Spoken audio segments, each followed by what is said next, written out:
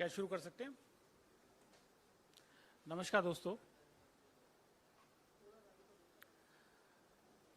आज हमारे बीच में कन्हैया कुमार जी हैं और वो दो महत्वपूर्ण मुद्दों पर अपनी बात रखेंगे। मैं ज़्यादा कुछ ना कह के मैं सीधा उन्हीं को इनवाइट कर रहा हूँ।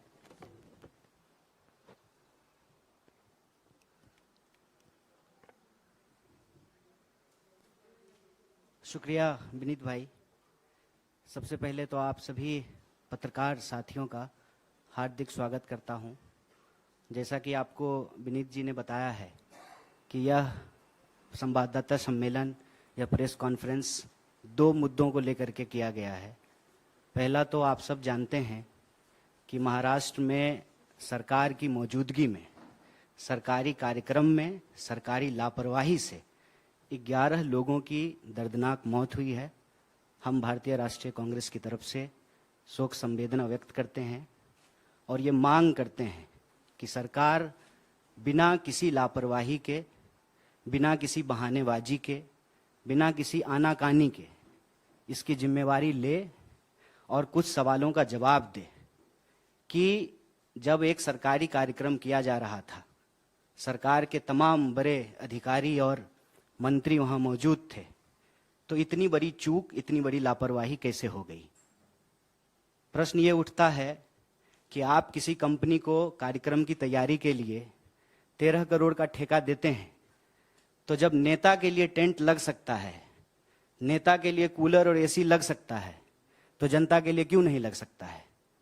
क्या आपको इस बात का पूर्वानुमान नहीं था?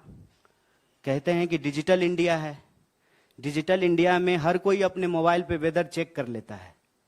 क्या मंत्री जी का मोबाइल काम नहीं कर रहा था? उनको आइडिया नहीं था कि देश में गर्मी पड़ती है अप्रैल में, मई में, जून में, और जब गर्मी पड़ती है तो लू चलती है। गर्म हवा चलने से जो है लोगों की तबीयत खराब होती है। जितना क्षमता है उससे ज़्यादा लोग अगर एक जगह इकट्ठा होंगे तो स्वाभाविक रूप से परेशानी आएगी। जनता की बुनियादी बेसिक सुविधाओं का ध्यान नहीं रखा गया, पानी की व्यवस्था नहीं की गई, उनके लिए छाया का प्रबंध नहीं किया गया, क्योंकि सरकार का पूरा ध्यान फोटो खिंचाने में रहता है। फोटो फ्रेम बढ़िया बनना चाहिए। आप लोग देखे हैं ना, माननीय प्रधानमंत्री जी एक बड़ा सा कैमरा लेते हैं अपने हाथ में और 5 बड़ा सा कैमरा रहता है उनके पीछे, जो उनका और उनके कैमरे का फोटो खींचता है। देश में लोकतंत्र है कि नहीं है? अगर देश में लोकतंत्र है तो एक चुनी हुई सरकार अगर एक सरकारी कार्यक्रम कर रही है और वहां लोगों को यदि बुलाया गया है, उनके साथ अगर कोई हादसा होता है तो इसकी जिम्मेवारी सरकार को लेना पड़ेगा। भारतीय राष्ट्रीय कांग्रेस ने, महाराष्ट्र की यूनिट ने यह सवाल उठाया है कि यह गैर इरादतन हत्या का मामला है। सरकार इसकी जिम्मेवारी ले और उसकी जिम्मेवारी तय करने के लिए देश का सबसे महत्वपूर्ण विपक्ष होने के नाते हम सरकार से ये सवाल उठा रहे हैं कि आप घटना के बाद बहानेबाजी ना करें, इधर उधर की बात ना करें, जिम्मेवारी तय करें, जो लोग दोषी हैं उनके ऊपर कार्रवाई करें, और सबसे ज़्यादा दोषी तो सरकार खुद है, तो यह दोष को अपने मत्थे ले और इस तरह की कोई भी घटना आने वाले दिनों में ना हो, इसको सुनिश्चित किया जाए। यह भारतीय राष्ट्रीय कांग्रेस की तरफ से हमारी मांग है। दूसरा जो महत्वपूर्ण विषय है, जिसके बारे में आप सब लोगों को सूचित भी किया गया होगा, कि कल आदरणीय राहुल जी ने कर्नाटका की एक सभा में यह मांग उठाई है कि सरकार अगर सचमुच ओबीसी से प्रेम करती है, क्योंकि आप सब जानते हैं पिछले दिनों आप लोगों ने देखा कि विपक्ष मांग रहा था जेपीसी, सारे विपक्षी दलों ने कहा जेपीसी जेपीसी जेपीसी, अचानक से बीजेपी कहना शुरू कर दी ओबीसी ओबीसी ओबीसी। जेपीसी की मांग के सामने अगर ओबीसी की बात बीजेपी लेकर के आई है तो यह जरूरी हो जाता है कि कुछ सवाल सरकार से पूछा जाए। सबसे पहला सवाल यह है कि प्रधानमंत्री बड़े जोर शोर से कह रहे हैं कि डिजिटल इंडिया का दौर है, तो डिजिटल इंडिया में, डिजिटल दौर में सबसे जरूरी चीज है डेटा। अक्सर आप सब लोग सुनते होंगे कि कहा जा रहा है कि डेटा न्यू ऑयल है, जिसके पास डेटा होगा वो दुनिया का लीडिंग पावर होगा। अगर ऐसी स्थिति है तो हमारी सरकार, भारत की सरकार डेटा को इकट्ठा करने में, डेटा को तैयार करके डेटा देश को बताने में, जारी करने में इतनी हिचकिचाहट क्यों दिखा रही है? क्या कारण है इसका? आप सब जानते हैं कि जब भारतीय राष्ट्रीय कांग्रेस की सरकार थी, यूपीए 2 के दौर में 2011 में जनगणना हुआ और उस जनगणना की जो रिपोर्ट थी उसको तैयार किया गया। वह रिपोर्ट प्रकाशित होती, उसके बाद सरकार चली गई। 2014 में नई सरकार बन करके आई। तब से लेकर के हम लोग 2023 में हैं, अभी तक कोई डेटा जो है वो जारी नहीं किया गया है। आप सब लोगों को पता है कि 2021 में जनगणना होना था, 2021 में जनगणना नहीं हुआ है। दुष्यंत कुमार कहते हैं कि कहां तो तय था चिरागा हर एक घर के लिए, कहां चिराग मयस्सर नहीं शहर के लिए। डेटा जब इतना इंपॉर्टेंट है, जब हर चीज को गिना जाना जरूरी है, आप स्त्री गिनते हैं, पुरुष गिनते हैं, शिशु गिनते हैं, पशु गिनते हैं, तो फिर जाति गिनने में क्या दिक्कत है? और हम इसमें कुछ और तो नहीं कह रहे हैं, हम ये कह रहे हैं कि देश में हर 10 साल में जो सामाजिक, आर्थिक और जातीय आधार पर जो जनगणना होता है उसका रिपोर्ट जो है आप जारी कीजिए। जो जनगणना 2021 में होना था 2023 हो रहा है, तो आप उस जनगणना की कार्रवाई को शुरू कीजिए, क्योंकि हर 10 साल में जनगणना होना है। और ऐसा तो है नहीं कि आज जनगणना शुरू हुआ है। आप सब जानते हैं कि इस देश में लगभग 150 साल से जनगणना हो रहा है, 150 साल से। और हम गिनते क्यों हैं? हमको संख्या को गिनने की जरूरत क्यों पड़ती है? इसका सीधा सा जवाब है, आपके घर में जितने सदस्य होते हैं उतना ही खाना बनाते हैं ना। घर में अगर आप कोई दावत देते हैं तो जितना गेस्ट आपको एक्सपेक्टेड होता है उतना ही जो है आप भोज में खाना बनवाते हैं। जब आपके पास संख्या ही नहीं होगी तो किस आधार पे आप नीति का निर्माण करेंगे? कैसे जो है आप नीति का निर्धारण करेंगे? संख्या होना जरूरी है। और संख्या के मामले में आप सब लोगों को पता है, ना सरकार इस बात को बताने में इंटरेस्टेड है कि अदानी जी की सेल कंपनी में 20,000 करोड़ रुपया कहां से आया, ना सरकार इस बात को बताने में इंटरेस्टेड है कि इस देश की वास्तविक संख्या क्या है। आप अगर प्रधानमंत्री जी की रैली को भी ध्यान से सुनेंगे तो कुछ दिन पहले कह रहे थे 135 करोड़, 135 करोड़, आजकल कहते हैं 140 करोड़। तो 135 करोड़ से 140 करोड़ हम कैसे हो गए हैं? क्या सचमुच 140 करोड़ हुए हैं कि 139 करोड़ ही हो रहे हैं? ये आंकड़ा तो सरकार को इकट्ठा करना चाहिए, सरकार को ये आंकड़ा जारी करना चाहिए। और जब गिन ही रहे हैं, पेड़ गिन लेते हैं, पशु गिन लेते हैं, शिशु गिन लेते हैं, तो जाति भी गिन लीजिए। आज देश को आखिर पता तो चले कि किस वर्ग के लोगों की वास्तविक हालत क्या है। यह भी तो हो सकता है ना। सरकार ने ही किया है कि इस देश में 10% ईडब्ल्यूएस के आधार पर रिजर्वेशन दिया है, और कांग्रेस पार्टी ने, भारतीय राष्ट्रीय कांग्रेस ने उसका समर्थन किया कि अगर आपके पास ये आंकड़ा है कि जनरल कैटेगरी के लोग भी गरीब हैं, अगर आप उनको मदद देना चाहते हैं तो मदद दीजिए। सरकार यह भी डेटा इकट्ठा करती है कि गरीबी रेखा से नीचे कितने लोग रह रहे हैं, इसके आधार पे आप बीपीएल कार्ड जारी करते हैं, इसके आधार पे आप उनको खाद्यान्न सुरक्षा देते हैं, इसके आधार पे आप प्रधानमंत्री आवास योजना के तहत उनको घर बना करके देते हैं। तो किसी भी सरकार के लिए आंकड़ा का होना जरूरी है। प्रश्न ये है कि आंकड़ा क्यों छुपाया जा रहा है? और आप सबने देखा कि किस चालाकी से यह काम की जाती है। राहुल जी ने चोर को चोर कहा। अब बताइए, चौ को चौ नहीं कहेंगे तो 100 कहेंगे? चोर को चोर ही तो कहा था। तो इन्होंने कह दिया कि ओबीसी का अपमान कर रहे हैं। प्रधानमंत्री अपनी रैलियों में जाकर के कहते हैं कि मैं ओबीसी से आता हूं। अरे तो आप ओबीसी से आते हैं तो बहुत खुशी की बात है, बहुत अच्छी बात है कि ओबीसी देश का प्रधानमंत्री बना है। यह इस बात को सुनिश्चित करेगा कि अब सरकारी विभाग में कोई भी पोस्ट जो है वो खाली नहीं होगा। जितना विभाग में रिक्तियां हैं, सारी रिक्तियां भर दी जाएगी। लेकिन रिक्तियां भरने से पहले यह जानकारी तो हो कि इस देश में लोगों की वास्तविक हालत क्या है, उनकी सामाजिक स्थिति क्या है, उनकी आर्थिक स्थिति क्या है, उनकी जातीय स्थिति क्या है। जात के आधार पर राजनीति करेंगे, जात के आधार पर वोट लेंगे, जात के आधार पर विपक्ष को घेरने का प्रयास करेंगे, लेकिन जाति की संख्या क्या है यह बताने की बात नहीं कर रहे हैं।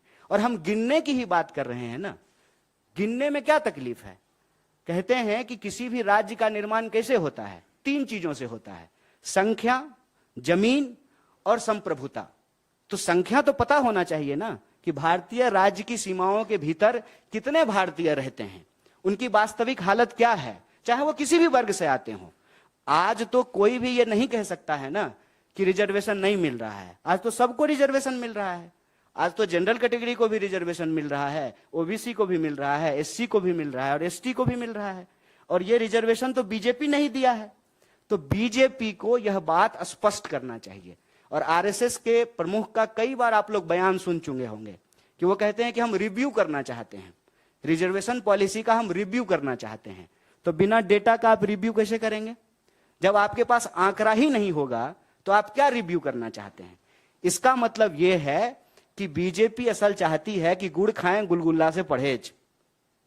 मतलब एक वर्ग को कह दें कि नहीं नहीं, गिनने की क्या जरूरत है, इससे समाज जो है उसमें जात पात फैलेगा, समाज में जातिवाद बढ़ेगा। अगर ओबीसी बोलने से समाज में जात पात फैलता है तो प्रधानमंत्री अपनी रैली में जाकर के ये क्यों कहते हैं कि मैं ओबीसी हूं? विपक्ष जब जेपीसी की मांग करता है, जब राहुल जी चोर को चोर कहते हैं, तो सरकार क्यों कहती है कि आप ओबीसी का अपमान कर रहे हैं? अगर यह शब्द बोलने से, यह शब्द कहने से, इसको गिनने से समाज में जात पात फैलता है तो बीजेपी इसके आधार पर राजनीति क्यों करती है? बीजेपी को अपना स्टैंड क्लियर करना चाहिए। बीजेपी को देश की जनता को जाकर के बताना चाहिए कि आप जनगणना कराना चाहते हैं कि नहीं कराना चाहते हैं। और आप जनगणना कराना चाहते हैं तो जनगणना कराइए, जैसे बिहार में हो रहा है। अगर आप नहीं कराना चाहते हैं तो वो भी प्रेस कॉन्फ्रेंस करके देश को बताइए कि हमको देश के लोगों को गिनने की जरूरत नहीं है, सरकार को लोगों को गिनने की जरूरत नहीं है। उनका दोस्त जो है ना वो डेटा इकट्ठा कर रहा है, जिसके आधार पे जो है वो चुनाव की नीति बना लेंगे। लेकिन सवाल यहां सरकार की नीति निर्धारण का है। कितने लोग किस घर में रहेंगे उसी के आधार पे आप कमरा बनवाएंगे ना। एक जो है बेडरूम बनवाएंगे, बच्चा हो गया है 2 तो एक जो है चिल्ड्रन रूम बनवाएंगे, गेस्ट आते हैं तो एक गेस्ट रूम बनवाएंगे। किसी भी नीति का निर्माण आप डेटा के आधार पे करेंगे। सरकार डेटा जारी नहीं करना चाहती है और यह सवाल राहुल जी ने उठाया है, जो आज के लिए बहुत जरूरी सवाल है। और अगर आपको प्रेम है, जो आप दावा करते हैं और अपनी रैलियों में जाकर के बताते हैं, तो देश को बताइए कि देश में जाति के आधार पर लोगों की वास्तविक स्थिति क्या है। लोगों को बताइए कि आर्थिक आधार पर लोगों की स्थिति क्या है, सामाजिक आधार पर लोगों की स्थिति क्या है। इसका डेटा इकट्ठा कीजिए, जनगणना करवाइए, उस डेटा को जारी कीजिए, तब जाकर के पता चलेगा ना कि दुनिया में डंका बज रहा है जिस देश का, उस देश की असली हालत क्या है। हम भारतीय राष्ट्रीय कांग्रेस की तरफ से यह मांग करते हैं और हमारे राष्ट्रीय अध्यक्ष माननीय मल्लिकार्जुन खड़गे साहब ने प्रधानमंत्री को चिट्ठी लिखा है। उस चिट्ठी में यह जिक्र किया है कि हम दोनों सदन में इस बात को उठाए हैं कि 2011 में जो जनगणना हुई थी उसकी रिपोर्ट को आप जारी कीजिए। 2021 में जो जनगणना होना था उस जनगणना को अविलंब शुरू कीजिए। और जब एक काम हो रहा है, एक पंथ दुई काज हो जाए। जब गिन ही रहे हैं तो सब आधार पे गिन लीजिए। जब हर आधार पे समाज में लोग रह रहे हैं तो हर आधार पे लोगों को गिन लीजिए। और सरकार के पास डेटा होना जरूरी है। सरकार अगर कहती है कि देश में खुशहाली है, देश में खुशहाली आई है, लोगों के बीच में प्रॉस्पेरिटी फैला है, तो यह बताने में क्या दिक्कत है कि देश में जो है कितने बेरोजगार हैं। आप सब लोग इस बात को जानते हैं कि सरकार ने सर्वे कराना बंद कर दिया है। सरकार के पास बेरोजगारों का कोई आंकड़ा नहीं है, क्योंकि सरकार रोजगार देने में इंटरेस्टेड ही नहीं है। इसीलिए जो है बेरोजगारों को गिनने के लिए तैयार नहीं है। भारतीय राष्ट्रीय कांग्रेस की तरफ से यह स्पष्ट और सीधा मांग है, अविलंब जनगणना करवाई जाए। और जनगणना तीनों आधार पे, जिस तरीके से 2011 में हुआ था, सामाजिक, आर्थिक और जातीय आधार पर, तीनों आधार पर जनगणना हो। अगर बिहार सरकार जाति की जनगणना करवा सकती है तो देश की सरकार भी करवा सकती है। और यह देश के लोगों का संवैधानिक बुनियादी अधिकार है कि उनको पता चले कि उनकी वास्तविक स्थिति क्या है। आप लोग बड़े धैर्य से हमको सुने, आपके जो प्रश्न होगा उसका भी हम धैर्य से जवाब देने का कोशिश करेंगे। बहुत बहुत शुक्रिया, बहुत धन्यवाद। Questions please. राहुल गांधी ने कन्हैया कहा है कि 50% का जो आरक्षण का जो सीमा है उसे हटा देनी चाहिए। तो क्या मान लिया जाए कि आने वाला जो चुनाव होगा कांग्रेस ओबीसी के ही सहारे अपनी चुनावी रणनीति बात करेगी? नहीं, मैंने ऐसा नहीं कहा। मैंने कहा कि इस देश में सभी वर्ग को रिजर्वेशन मिल रहा है, जनरल को भी मिल रहा है, ओबीसी को भी मिल रहा है, एससी को भी मिल रहा है, एसटी को भी मिल रहा है। तो इस देश के अंदर रहने वाले जो लोग हैं उनका हर जगह भागीदारी सुनिश्चित होना चाहिए, और ये बात जो है किसी भी लोकतांत्रिक व्यवस्था के लिए जरूरी है। आप इसको सिंपली जो है एक बैलगाड़ी के उदाहरण से समझ सकते हैं। दो बैल एक बैलगाड़ी खींचता है, एक बैल अगर बायां चले और दूसरा बैल दायां चले तो गाड़ी तो आगे नहीं बढ़ेगी। समाज में अगर आप संतुलन चाहते हैं तो जिसकी जितनी संख्या है उसकी उतनी भागीदारी आपको सुनिश्चित करनी पड़ेगी। अभी तो हम सामाजिक, आर्थिक और जातीय आधार पर गणना की बात कर रहे हैं। 50% महिला भी तो है। कब तक जो है हम लोग इस बात को दबाते रहेंगे? आधी आबादी को कब तक जो है उनके हक से हम लोग महरूम करके रखेंगे?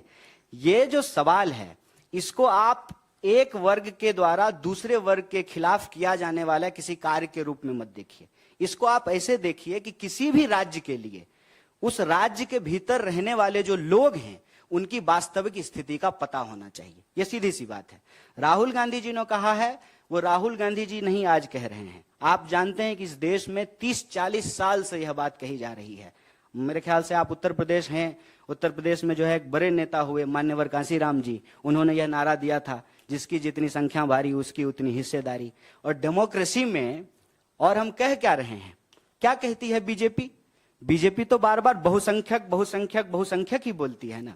किस आधार पे बोलती है?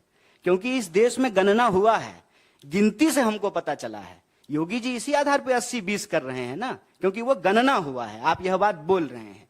और अगर ऐसा होता है कि जिसकी जितनी संख्या है तो किसी के साथ जो है यह अन्याय नहीं है। अरे मेरी संख्या 5 है तो हमारा 5% होगा, जिसकी संख्या 20 है उसका 20% होगा, महिला की संख्या 50 है तो उसका 50% होना चाहिए। तो राहुल जी ने इस आधार पर यह कहा है कि अगर आप लोकतंत्र को मजबूत करना चाहते हैं तो लोगों को उनकी संख्या के अनुपात में आपको हिस्सेदारी देनी पड़ेगी। और ऐसा जो है राहुल जी सिर्फ बोल नहीं रहे हैं।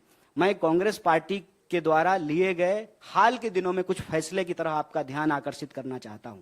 पिछली 2 महत्वपूर्ण जो है कार्यक्रम भारतीय राष्ट्रीय कांग्रेस की तरफ से हुआ, एक उदयपुर का चिंतन शिविर और दूसरा रायपुर का महाधिवेशन।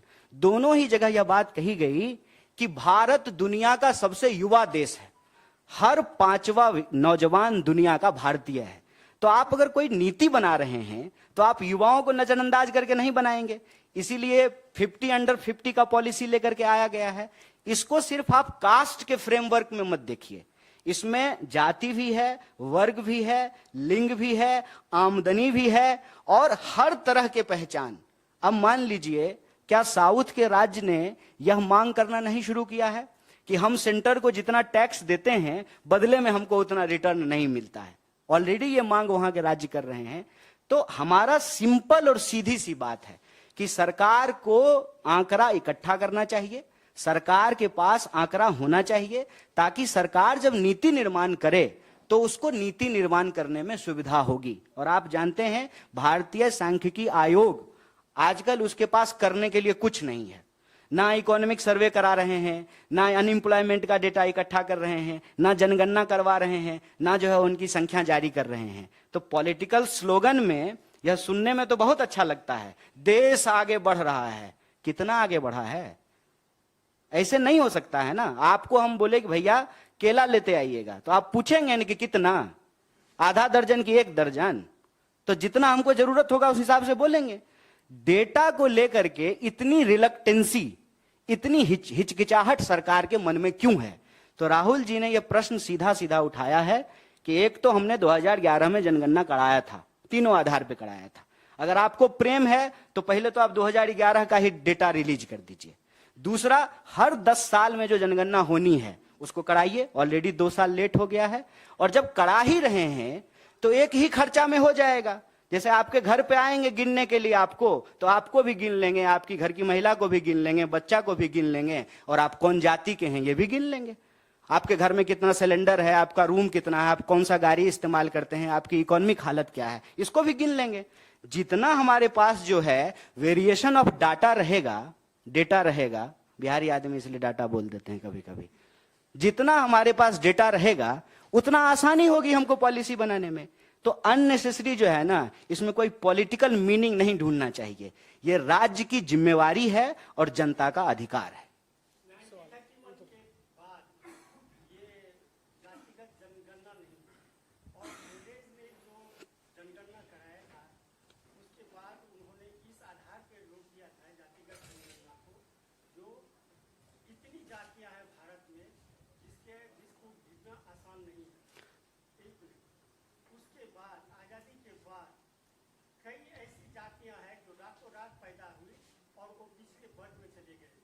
मोदी जी की भी। हाँ हाँ बोलिए ना भाई, घबराइए नहीं, बोलिए। मोदी जी जब गुजरात के सीएम थे तब वो ओबीसी नहीं थे, कुछ दिन जब रह लिए तब हो गए। ठीक बात है, पूछिए।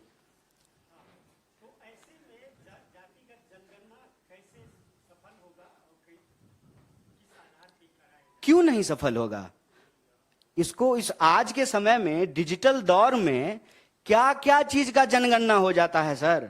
आप अपने मोबाइल के सामने बोलिएगा जूता, और उसके बाद प्रचार आना शुरू हो जाएगा 2 मिनट के बाद। एआई के इस दौर में किसी चीज को क्लासिफाई करना, डेटा को इकट्ठा करना, इसका इतना मुश्किल काम तो नहीं है। यही तो हमने कहा महाराष्ट्र के मामले में भी। अरे गृह मंत्री मोबाइल पे ही देख लेते कि आज का वेदर क्या है। अगर हीट वेव आने की संभावना है तो कार्यक्रम दोपहर की वजह शाम को हो जाता। आज जो आप जटिलता का प्रश्न उठा रहे हैं ना, उस जटिलता को टेक्नोलॉजी ने रिजॉल्व कर दिया है। अब आप किसी भी कॉर्पोरेट ऑफिस में चले जाइए, सारा डेटा है उनके पास। किसी भी कॉर्पोरेट कंपनी के पास चले जाइए, सारा डेटा है उनके पास। आपकी जो उम्र है ना, उसी के हिसाब से जो है आपको ऐड आएगा, और आप जो देखेंगे उसी के हिसाब से आपको वीडियो भी आएगा। आज के डेट में ये सब कोई मुश्किल काम नहीं है। सरकार अगर चाहेगी डेटा इकट्ठा करना, तो जो जनगणना होगा उस जनगणना में जो लोग पूछने के लिए जाएंगे घर घर, वो सब सवाल पूछ लेंगे कि आप किस तरह के राजपूत हैं, किस तरह के ब्राह्मण हैं, किस तरह के यादव हैं। 3, 13, सवा लाख, 13 लाख, कुछ ऐसा है ना। इतने प्रकार के ब्राह्मण हैं, कितने प्रकार के भूमिहार हैं, कितने प्रकार के राजपूत हैं, कितने प्रकार के यादव हैं, सब गिना जा सकता है सर। और हम क्यों ये बात उठा रहे हैं? हम इसलिए ये बात उठा रहे हैं कि देश के पास, सरकार के पास देश के लोगों की पूरी जानकारी होनी चाहिए। अगर आप देश में इंटरेस्टेड हैं तो, अगर आप देश का नाम लेकर के दोस्त में इंटरेस्टेड हैं तो वो अलग बात है कि देश जो है उसकी स्थिति ये हुई कि 50% लोगों की 40% आमदनी घट गई और प्रधानमंत्री जी के दोस्त की जो है आमदनी बढ़ गई। वो दुनिया के दूसरे तीसरे सबसे बड़े अमीर व्यक्ति बन गए। अगर सिर्फ इसी डेटा से मतलब है तो अलग बात है। अगर देश के 140 करोड़ लोगों के बारे में डेटा इकट्ठा करना है, उसका डिटेल जानना है, ताकि उनके लिए कुछ अच्छा किया जा सके। हो सकता है कि आप जिसको इंदिरा आवास दे रहे हैं उसको इंदिरा आवास की जरूरत ही ना हो, जिसको जरूरत है आप उसको नहीं दे रहे हैं, उसको नहीं गिन रहे हैं। तो ये किसी के खिलाफ नहीं है, ये असल में सबका साथ सबका विकास है।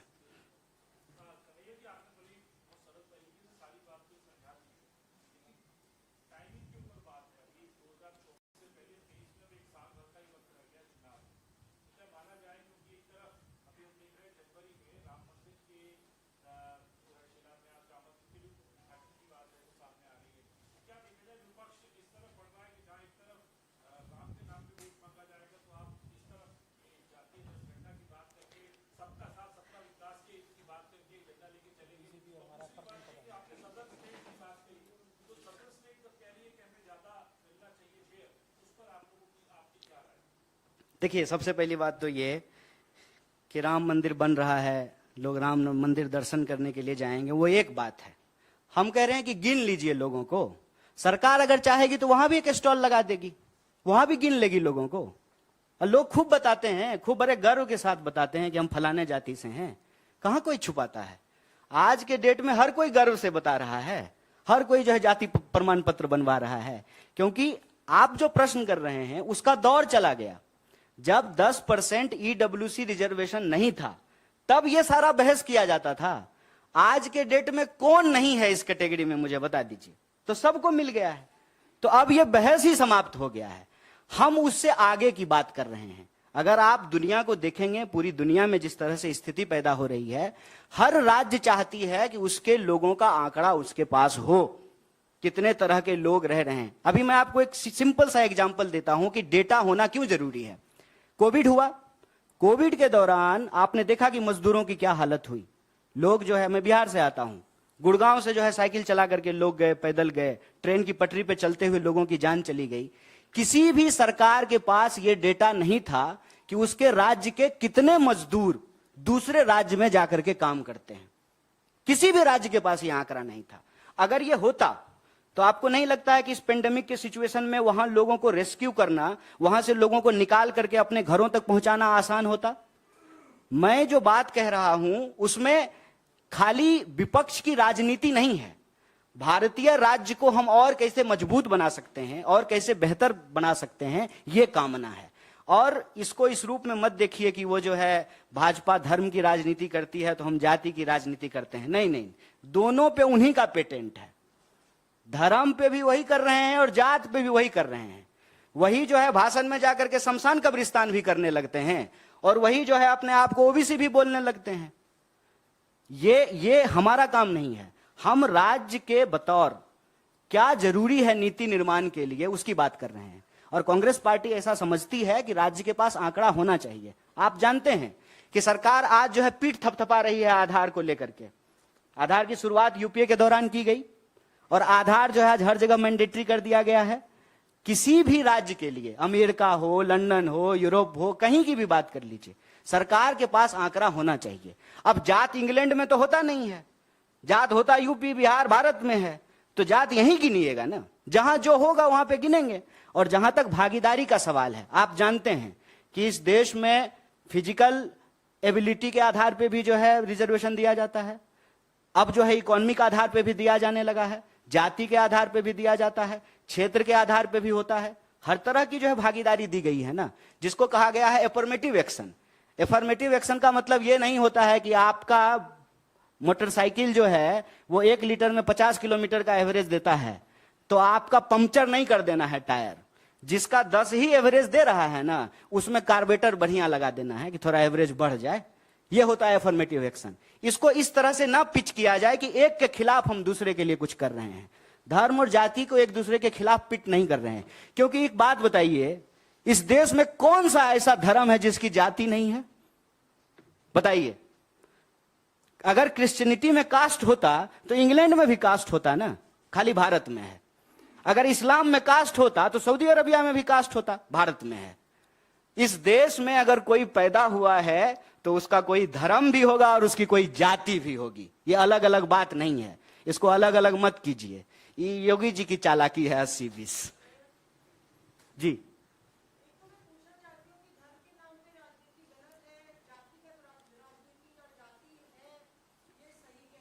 नहीं, राजनीति कहां कर रहे हैं, संख्या पूछ रहे हैं।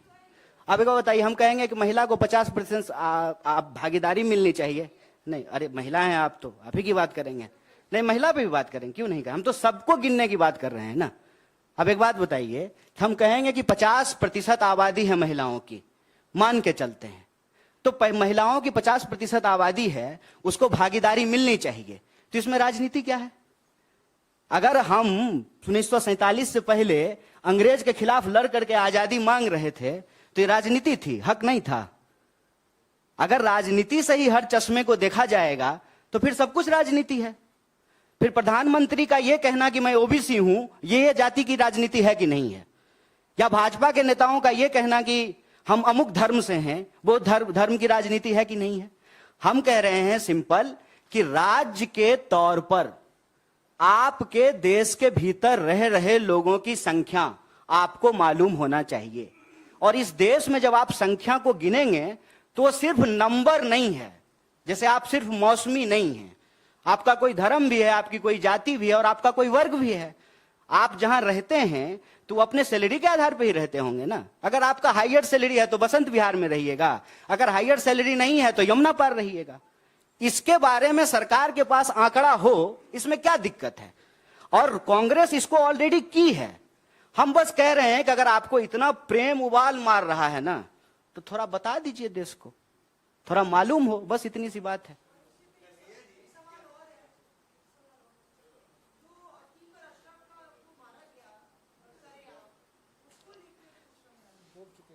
प्रियंका जी बोल चुके हैं। जो ईश्वरीय शक्तियों का इंसाफ कहा जा रहा है, बीजेपी के मंत्री कह रहे हैं, तो उस पर किस तरह से आप देखिए, मुझे नहीं लगता है क्या कि आप जो है गलत व्यक्ति से सही सवाल पूछ रहे हैं। अब गलत व्यक्ति हम इसलिए कह रहे हैं कि ये सवाल बेसिकली आपको जय शाह के पिताजी से पूछना चाहिए। सिंपल एक लाइन में पूछना चाहिए कि आप देश के गृह मंत्री हैं, मामला लॉ एंड ऑर्डर का है।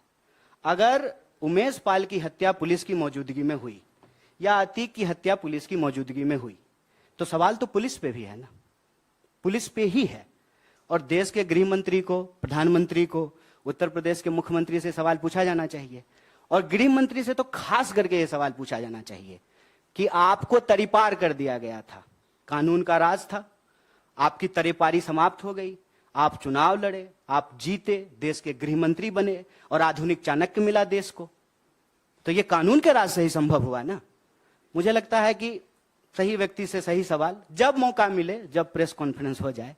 हम अभी जाति पे बात करने के लिए आए हैं, जनगणना पे बात करने के लिए आए हैं, सामाजिक आर्थिक जातीय स्थिति क्या है देश के लोगों की, उस पे बात करने के लिए आए हैं।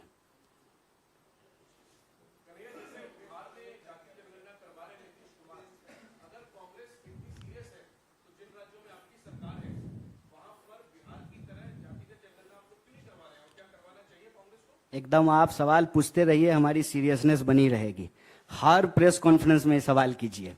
जैसे जब हम ओल्ड पेंशन स्कीम पे बोले थे ना, तो वैसे ही सवाल आ रहा था, तो तीनों राज्य में ओल्ड पेंशन स्कीम लागू हो गया। लगातार पूछिए। देखिए, मीडिया का काम है सत्ता पक्ष हो या विपक्ष, उसके ऊपर दबाव बना करके रखना। यह सवाल पूछते रहिए और जब हो जाएगा तो फिर से वाह वाह। अब ये तो मल्लिकार्जुन खड़गे साहब कहेंगे ना, लेकिन मैंने जो आपको कहा है वो आप भी समझ रहे हैं।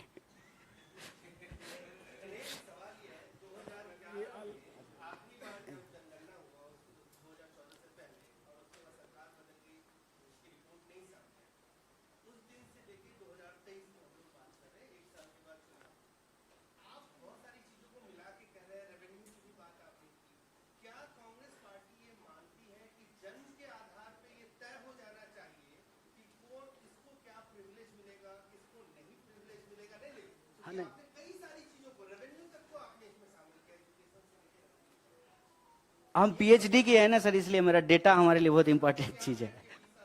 जी जी, पूछिए पूछिए पूछिए।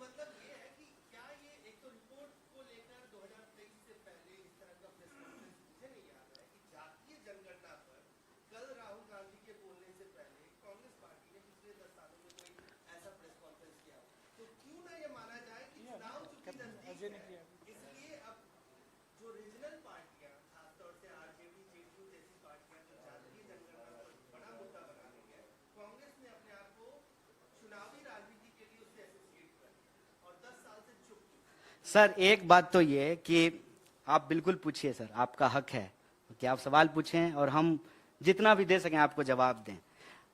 एक तो ऐसा नहीं है कि आज कर रहे हैं, अगर आप मेरे ही प्रेस कॉन्फ्रेंस को देखेंगे ना, बाकी और किसी का नाम नहीं ले रहे हैं, तो 31 तारीख को सूरत में जब हम प्रेस कॉन्फ्रेंस करने के लिए गए थे तो इस सवाल को उठाया था। राहुल जी भी बोल रहे हैं, इससे पहले कैप्टन अजय ने यहीं से जो है उन्होंने प्रेस कॉन्फ्रेंस किया था। और हम ये कह रहे हैं कि 2011 में जो है हमने ये सर्वे कराया, ये सर्वे है, हमने ये सर्वे कराया, जनगणना एक प्रकार का सर्वे है, हमने ये सर्वे कराया और रिपोर्ट तैयार होते होते हमारी सरकार चली गई, ठीक है। फिर ड्यू डेट जो था वो 2021 था, तो 2021 में सरकार ने कहा कि कोविड के चलते हम नहीं करा रहे हैं। अब देखिए,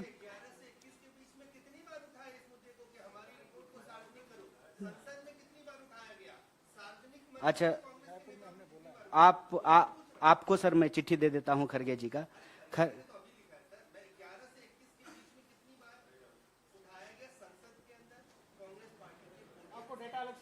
देखिए, हमने ये सवाल उठाया है, ठीक है, और ये सवाल पर हम कोई जो है ना इफ बट नहीं कर रहे हैं, सीधा सा बात है। अगर हमको नहीं कराना होता तो 2011 में ही नहीं कराते, सीधी सी बात है। Next question, last question.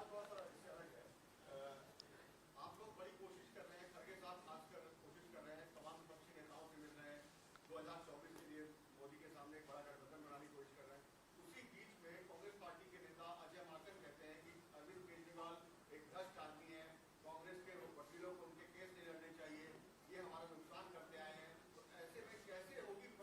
अच्छा, विपक्षी एकता पे एक अलग प्रेस कॉन्फ्रेंस किया जाएगा। ये मैडम कुछ पूछ रहे हैं।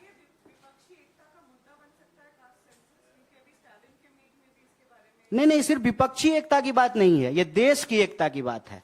हम तो चाहते हैं कि भाजपा भी इसमें हमारे साथ आए और एक प्रेस कॉन्फ्रेंस करके जो है भाजपा के प्रवक्ता बताएं कि वो देश के लोगों को गिनना चाहते हैं कि नहीं गिनना चाहते हैं।